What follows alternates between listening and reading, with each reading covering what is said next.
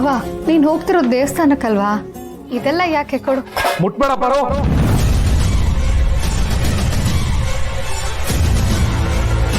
ಯಾಕೆ ಮಾವ, ಯಾಕೆ ಮುಟ್ಬಾರ್ದು ಅಂತ ಇದೆಯಾ?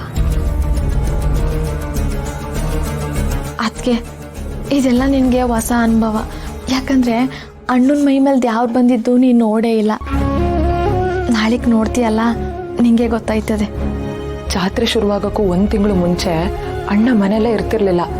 ನಮ್ಮ ರಾಣಿ ಮಾಡಿದ ಅಡುಗೆನ ಅವ್ನು ತಿನ್ನೋಂಗಿಲ್ಲ. ಅವನೇ ಅಡುಗೆ ಮಾಡಿಕೊಂಡು ಉಪ್ಪತ್ತು ಮಾಡಿಕೊಂಡು ದೇವಸ್ಥಾನದಲ್ಲಿ ಒಬ್ಬನೇ ಇರ್ತಿದ್ದ. ಮುಟ್ಟು ತೊಟ್ಟು ಆಗಂಗೆ ಇಲ್ಲ. ಅಣ್ಣ ಪ್ರತಿ ಸತಿನೂ ಹೀಗೆ ಮಾಡೋದು. ಆದರೆ ಇದೇ ಮೊದಲು ಅಣ್ಣ ಒಂದಿನ ಮಡಿಯಲ್ಲಿರೋದು.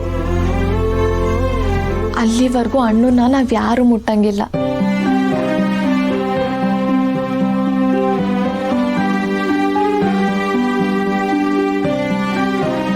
ಅಯ್ಯೋ, ಅದಕ್ಕೆ ಯಾಕೆ ಬಾರೋ, ಕಣ್ಣಲ್ಲಿ ನೀರು ತುಂಬ್ಕೊಂಡಿದ್ಯಾ? ಅಮ್ಮನ ಸೇವೆ ಮಾಡೋದಕ್ಕೆ ಪುಣ್ಯ ಮಾಡಿರ್ಬೇಕು. ಆ ಭಾಗ್ಯ ನನಗೆ ಸಿಕ್ಕೈತೆ. ಈ ಜಗತ್ನಾಗೆ ಕೋಟ್ಯಾನ್ ಕೋಟಿ ಜನ ಅವ್ರೆ, ಆದ್ರೆ ಆ ಅಮ್ಮನ ಹೊರ ಭಾಗ್ಯ ನನಗೆ ಸಿಕ್ಕೈತೆ ಪರೋ.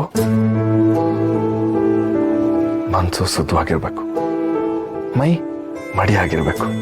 ಆಗ್ಲಿಯ ಆಚಾರ ವಿಚಾರದ ಪ್ರಕಾರ ಆ ದೇವಿ ಬರೋದು.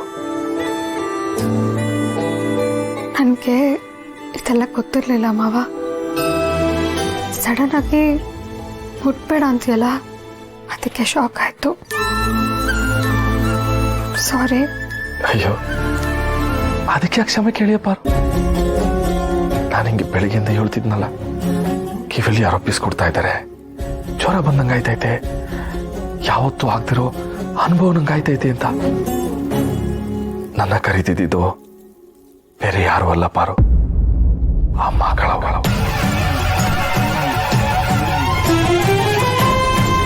ಇದೆಲ್ಲ ನೋಡ್ತಿದ್ರೆ ಆಶ್ಚರ್ಯ ಆಗುತ್ತೆ ಮಾವ. ಹೌದು, ಈಗ ನೀನ್ ಎಲ್ಲಿಗೆ ಹೋಗ್ತಿರೋದು? ದೇವಸ್ಥಾನಕ್ಕೆ ಬಾರೋ. ಅಲ್ಲಿ ಹೋಗಿ ತಣ್ಣಿ ಸ್ನಾನ ಮಾಡಿ ನಾಳೆ ಗಂಟ ಮಡಿಯಾಗಿ ಅಲ್ಲೇ ಇರ್ತೀನಿ. ಹಾಗಾದ್ರೆ ಊಟನಾದ್ರೂ ಮಾಡ್ಕೊಂಡು ಹೋಗೋ ಮಾವ. ಇಲ್ಲ ಪಾರೋ, ಅಮ್ಮ ಬರ್ತಾ ಇದ್ದಾಳೆ ಅನ್ನೋ ವಿಷಯ ಕಿವಿಗೆ ಬಿದ್ಮೇಲೆನೆ ವ್ರತ ಶುರು ಆದಂಗ್ ಲೆಕ್ಕ. ಉಪವಾಸ ಪಾರೋ. ದಿನಕ್ಕೆ ಒಂದೇ ಹೊತ್ತು ಊಟ.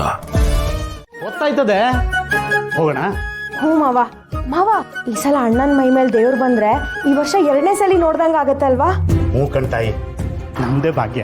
ಏನೋ ಡಂಗೂರ ಸಾರ್ತಾ ಇದ್ರು, ಅಪಶಕ್ನ ಆಗಿದೆ ಈ ಸಲ ಅಂತ. ಊರಿಗೇನು ತೊಂದರೆ ಇರಲ್ಲ ಅಲ್ವಾ ಮಾವ? ಅದನ್ನ ತಾಯಿನೇ ಶಿವ ಬಾಯಲ್ಲಿ ಹೇಳಿಸ್ಬೇಕು. ಏನಾಯ್ತದೆ ನೋಡೋಣ. ನೀನೇನೆ ಮಕನ ಹಂಡೆ ಒಲೆ ಮಾಡ್ಕೊಂಡಂಗೆ ಮಾಡ್ಕೊಂಡಿದ್ಯಾ? ಏನಿಲ್ಲ, ಸುಮ್ಮನೆ ನಡೀರಿ. ಅತ್ತೆ ಬೇರೆ ಸೀರೆ ಉಟ್ಕೋಬೇಕು ಅಂತ ಅನ್ಕೊಂಡಿದ್ರೋ ಏನೋ, ನೀವು ಬೇರೆ ಅರ್ಜೆಂಟ್ ಮಾಡ್ಬಿಟ್ರಾ? ಅದಕ್ಕೆ ಕೋಪ ಮಾಡ್ಕೊಂಡಿದ್ದಾರೆ ಅನ್ಸತ್ತೆ. ಇವಳಿಗೆ ಸ್ವಂತ ದುಡ್ಡಲ್ಲಿ ಸೀರೆ ತಂದ್ಕೊಡೋ ಗಂಡ ಸಿಕ್ಕವನಲ್ಲ, ಅದಕ್ಕೆ ಖುಷಿ ಪಡ್ಲಿ. ಕೆಲವ್ರು ಇರ್ತಾರೆ, ಸ್ವಂತ ದುಡ್ಡಲ್ಲಿ ಕಟ್ಕೊಂಡಿರೋ ಹೆಂಡತಿಗೆ ಒಂದು ಸೀರೆ ಕೂಡ ಕೊಡ್ಸಿರಲ್ಲ ಅಲ್ವಾ ಸೀನಾ ಅವರೇ? ಅಪ್ಪಯ್ಯ, ಇಂಡೈರೆಕ್ಟ್ ಆಗಿ ಬೌಲಿಂಗ್ ಮಾಡಬೇಡ. ನೀನು ಎಸ್ತಿದ್ ಬಾಲು ಎದೆಗೆ ತಾಕ. ಇವಳು ಕೊಡ್ಸೋದನ್ನ ಸೀರೆ ಅನ್ನಲ್ಲ, ಟಾರ್ಪಲ್ ಅಂತಾರೆ. ನನ್ನ ಕಷ್ಟ ನಂಗಿರ್ಲಿ. ಮಹಾಕಾಳವ ಶಿವು ಮಮ್ಯಾಕ್ ಬಂದು ಹೇಳಿಲ್ಲ, ರಶ್ಮಿಗೆ ಅನ್ನ ಇಕ್ತಿಲ್ವಲ್ಲೇ ಅಂತೇನಾದ್ರೂ ಕೇಳ್ಬಿಟ್ರೆ ನನ್ನ ಗಂಡ ಶಿವು ಎಲ್ಲ ನಾನು ಸುಮ್ಕೆ ಬಿಟ್ಟಾರ. ದೇವಿ ಬಂದಾಗ ಪಿಂಕಿ ಮ್ಯಾಟ್ರ್ ಏನಾರ ಬಾಯಿ ಬಿಟ್ಬಿಟ್ರೆ ನಿಂತ ಜಾಗದಲ್ಲೇ ನಮ್ಮಪ್ಪ ಶಿವಣ್ಣ ಇಬ್ರು ಸಿಗದಾಕ್ಬಿಡ್ತಾರಲ್ಲ.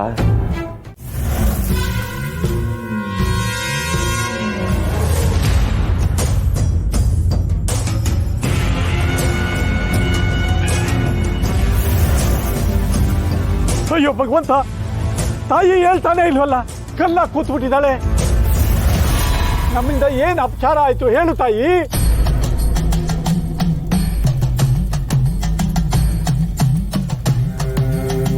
ಅವ್ವ, ಶಿವಣ್ಣನ ಕೈನಾಗೆ ದೇವಿನ ಎತ್ತ ಕಾಯ್ಕಿಲ್ಲ ಅಂದ್ಮ್ಯಾಕೆ ಶಿವಣ್ಣನಿಂದ ಏನ್ ಅಪಚಾರ ಆಗೈತೆ ಸೂಚನೆ ಕೊಡು ತಾಯಿ.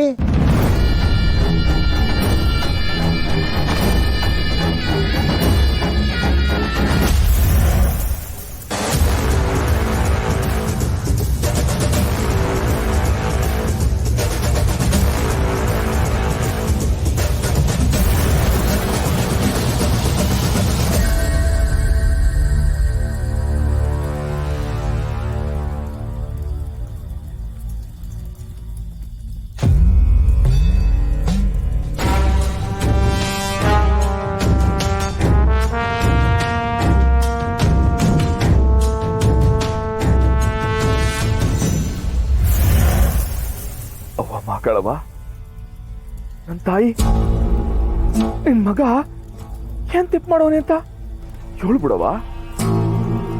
ನಿಜವಾಗ್ಲು ನಾನೇ ನಿನ್ ಮಗ ಅನ್ನೋದಾದ್ರೆ, ನೀನೇ ನನ್ನ ತಾಯಿ ಅನ್ನೋದಾದ್ರೆ, ಒಂದೇ ಉಸಿರಾಗೆ ನಿನ್ನ ನಾನು ಎತ್ಕೋತೀನಿ. ಹೂವ ಬಂದಂಗ್ ಬಂದ್ಬಿಡ್ಬೇಕು.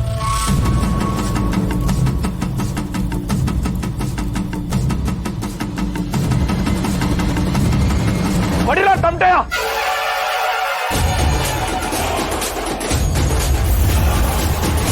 ಊದಲ್ಲ